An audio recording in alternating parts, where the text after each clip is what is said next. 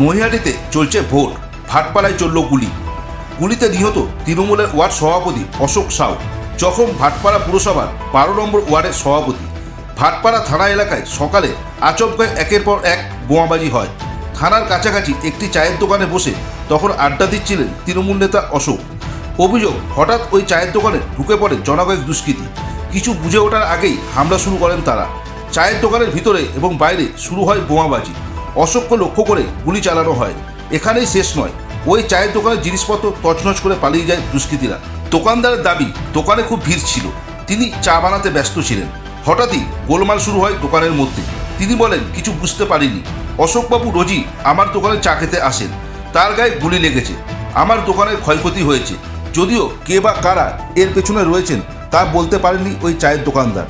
প্রত্যক্ষদর্শীরা জানাচ্ছে, রাস্তা থেকে বোমাবাজি করতে চায়ের দোকানে ঢোকে দুষ্কৃতীরা। দোকানে ভাঙচুর চালিয়ে এবং তৃণমূল নেতাকে গুলি করে তারা পালিয়ে যায়। ডেইলি রুটিনে চা খাই আমরা জেনারেল পাবলিক, আমরা কোনো পলিটিশিয়ান নয়। আমরা বসে চা, সব বয়স্ক লাগছে। 95 ইয়ার্স গুরু মাস্টার আছে, মানিকজি আছে, আগরওয়ালজি আছে, দুটো লেডিস ছিল, 2-4টা বাচ্চা ছিল। আমরা ডেলি এখানে চা খাই। হঠাৎ বোম বাইরে চলতে চলতে ভিতরে চলে এসছে। যে টার্গেট ছিল ভিতরে এসছে, ভিতরে ওকে মারতে গেলে ওকে মারছে আর বম মারছে। তুমি ওকে মারবে তো অন্য মানুষ মেরে যাবে। যাকে টার্গেট ছিল, টার্গেটকে দাম টার্গেট আমি এইখানে আমার বাড়ি কাছে না, ভিতরে ঢুকে গেছে। বাইরে মনে ওকে মেরেছে, মানে ভিতরে বাচ্চার জন্য ভিতরে ঢুকেছে। তো ওকে মারতে গেলে ভিতরে বম গুলি ভিতরে চালাচ্ছে। বলুন, আমার সব থেকে আপত্তি, থানা পাশে আছে, থানা আসলো 8 ঘন্টা পরে। না, ওইখানে চায়ের দোকানে 4 নম্বর মোড়ে, হ্যাঁ 4 নম্বর মোড়ে চলেছে। হ্যাঁ, চা খেচ্ছিলেন।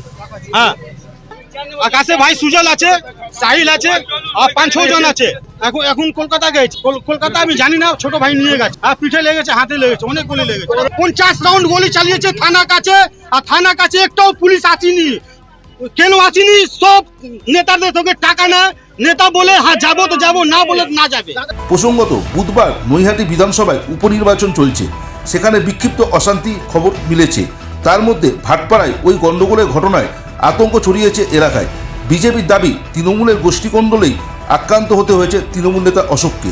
সেখানে হিরোইন বিক্রি থেকে নিয়ে একটা মানুষ যদি ওখানে যে পুলিশ লাইনে থাকে, 1 ঘন্টা 2 ঘন্টার জন্য 3 ঘন্টার জন্য ডিউটিতে গেলে তার ঘরটা কেড়ে নেয়, লুট করে নেয়। ঘর দিতে গেলে আবার ওকে পয়সা দিতে হয়। ভুরি কমপ্লেন আছে। জগদ্দল থানার এলাকার মধ্যে সব জায়গায় ক্যামেরা লাগানো আছে। 20 মিটার দূরে থানার সামনে মেন রোডের উপরে আমার মনে হচ্ছে থানা দুটো গাড়ি ওখানেও থাকে। যে চায়ের দোকানে, নাম করা চায়ের দোকান, তৃণমূলের অফিস আছে ওখানে, তৃণমূলের সভাপতি আছে নাকি ও।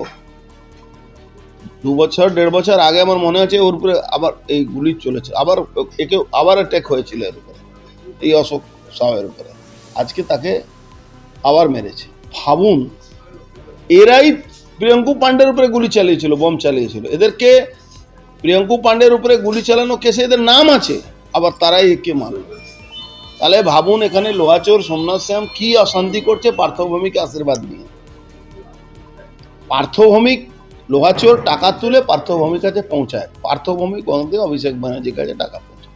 এই পুরো টাকা নেক্সাস পুলিশ আর তৃণমূল কংগ্রেস আর এরা এই নেক্সাসের মধ্যে এই ঘটনাগুলো ঘটিয়েছে। ঘটনাস্থলে গিয়েছেন পুলিশ, স্থানীয়দের জিজ্ঞাসাবাদ করেছেন পুলিশ আধিকারিকেরা।